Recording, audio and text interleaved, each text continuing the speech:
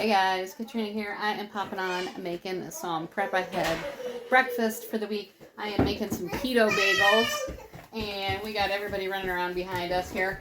But I wanted to show you this because it is one of my favorites, and actually I've tried it so many times that I really like how it goes. That's a little Lyra. Do you want to say hi, Lyra? No. All right, so if you have our measuring cups and it came with this funky thing, this is a leveler. If you didn't know, it's for leveling off your measuring cups. So you make sure you get just the right amount. But anyway, so I've got some almond flour in here. We're going to put in, I am doubling my recipe because I freeze my mozzarella cheese in 8-ounce bags. And I am doubling it because that way it calls for 12 ounces. So I'm just going to do 24 ounces. So we're going to do 3 tablespoons of baking powder. Wow, don't say use tablespoons. 3 teaspoons of baking powder here. And a 1/4 teaspoon. Well, we're going to do a half, right? Because I'm doubling. Let me, make sure I straighten myself around here. We're going to do a 1/2 teaspoon of xanthan gum. I just bought this at the store, and I use it for this and a couple other recipes. It lasts. It's a thickener. Just helps to, thicken up the recipe a little bit. Then we're going to do another 1/2 teaspoon of salt. And my husband has been melting the cheese for me, so you want to get the cheese all nice and melty from the microwave or however you want to melt it. And I'm just going to put a tablespoon of our everything bagel seasoning in the mix. You don't have to put it right in the mix, but I'm going to put some in the mix and some on top once it gets ready.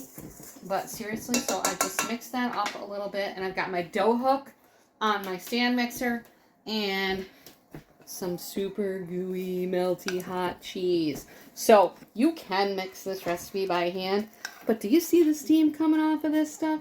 You don't want to be mixing that by hand. So I do this right in the stand mixer, and I don't have to worry about burning myself, because I tried that the first time I made this, and it hurt, and my hands were pretty red by the time I got done. So we're going to get this made up. I love to make these, and I actually make them kind of small because I don't eat a lot in the morning. I usually either eat 2 eggs or 1 tiny bagel, which is like this big. That's all I need in the morning. It's enough to get me going. But I'm going to set this on the knead setting, which automatically goes for 8 minutes. Now you can adjust that if you want, because if you hit the button once, it gives you the opportunity to change the time. But rather than do that, I am just going to let it go and do its thing. And as it goes, it's going to incorporate all the almond flour and mixture in with the cheese. Once it gets a little bit further incorporated, I'm going to add in some egg. And I will show you all what that looks like when I'm done. And then I'll portion like 2 minutes in, and it already incorporated. I don't know if you can see that, all the almond flour. I didn't have to scrape it or anything. But since that's all mixed in well, I am going to add in just 2 eggs, since it's a double batch. I'll post the recipe of this later. And then we're going to let that finish up. It's going to go for the rest of the time, and we'll see where we're at.